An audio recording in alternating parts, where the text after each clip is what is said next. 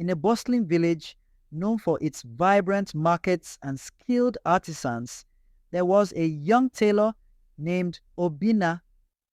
He was renowned for his intricate designs and sharp craftsmanship.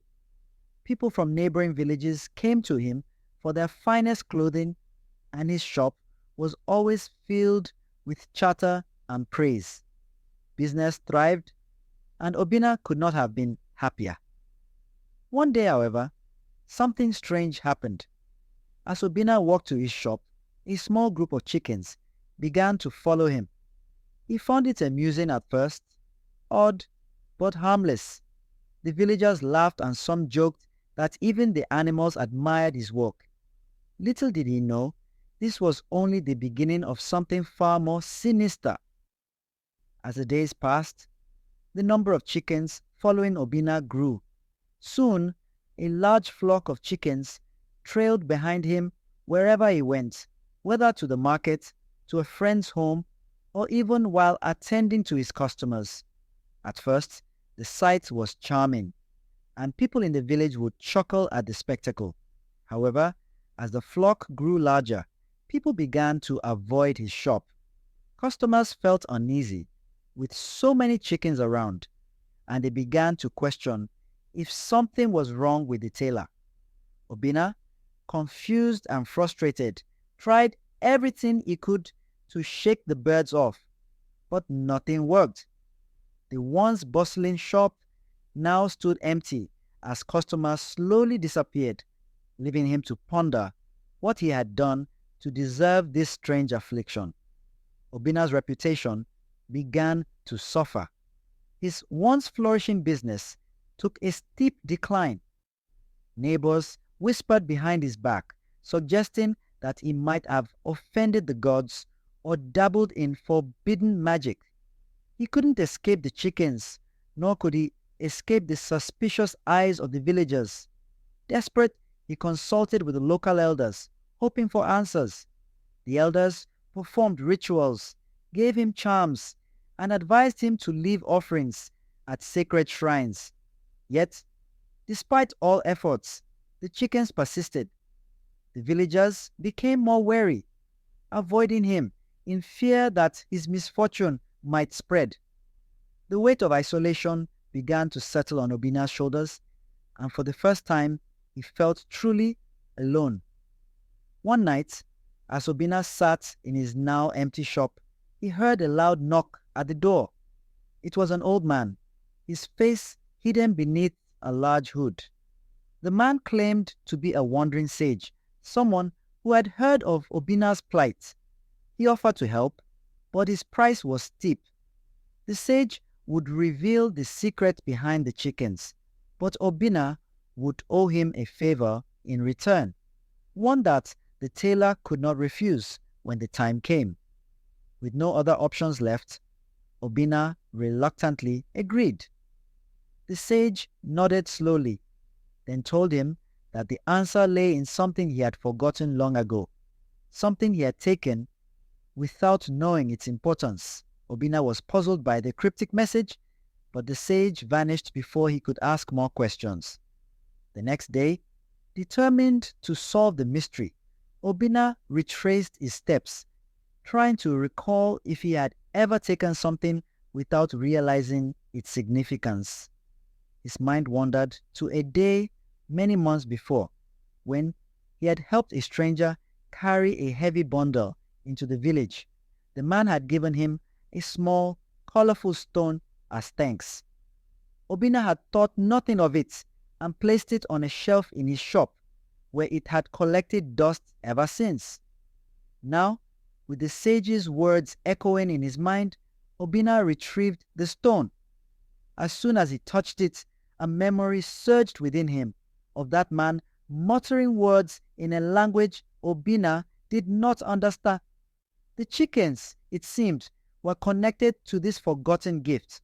Obinna quickly realized that the chickens began following him shortly after he received the stone. With growing anxiety, he wondered what kind of power this stone held. He decided to seek out the man who had given it to him, hoping for answers. However, no one in the village could remember the stranger, and Obinna soon realized he might be dealing with something far beyond his understanding. The chickens grew more aggressive, pecking at his door and squawking relentlessly as though the stone had a hold over them and perhaps over him as well. With nowhere else to turn, Obinna started to question the nature of his fate and what the stone truly represented. As the days wore on, Obinna noticed that the chickens' behavior was growing more peculiar. They no longer merely followed him. They circled him, sometimes blocking his path entirely. At night, they roosted outside his window, their eyes glowing unnaturally in the moonlight. Obinna's dreams became plagued by visions of chickens, feathers, and the strange man who had given him the stone. His frustration boiled over into anger. He smashed the stone against the ground, but instead of breaking, it glowed brightly, and the chickens outside let out a deafening caw. The stone was no ordinary trinket. It was the key to the curse that had bound him. At the height of his despair, Obinna decided to confront the stone's power directly. He buried it deep in the earth, hoping to sever the connection, but the chickens dug it up within hours. Exhausted and terrified, Obinna returned to his shop and threw the stone into the river, only to find the chickens waiting for him when he returned. It seemed there was no escape, and the pressure of the mounting mystery was pushing him toward madness. His mind raced with questions. Was this a punishment, a curse, or had he done something terrible without realizing it? Then, one fateful evening, the answer revealed itself. As Obinna sat alone in the shop, surrounded by the chickens that had ruined his life, the old sage appeared again, this time with a stern look. "You failed to realize the truth, young tailor," the sage said, holding out his hand. In it, he held the same colorful stone. "This is not a curse, but a blessing. You never understood." Obinna stared at the stone, confused and weary. The sage explained that the chickens had been following him because of the kindness he had shown the stranger months before. The stone had imbued him with a rare gift, the ability to command the birds of the earth, but only in balance with respect. The shocking twist left Obinna speechless. His initial kindness to the stranger had brought him this power, but his frustration and attempt to rid himself of the chickens had disrupted the balance. He was not meant to control the chickens, but to live harmoniously with them. The sage handed him the stone and disappeared once more, leaving Obinna to ponder his fate.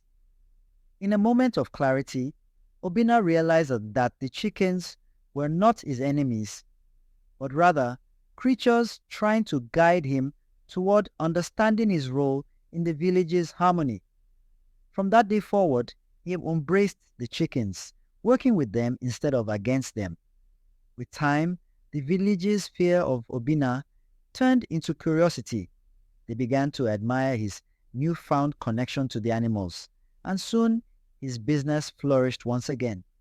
People came from afar, not only for his tailoring, but to witness the bond between man and nature. The chickens no longer followed him in an eerie flock, but accompanied him as partners in his work.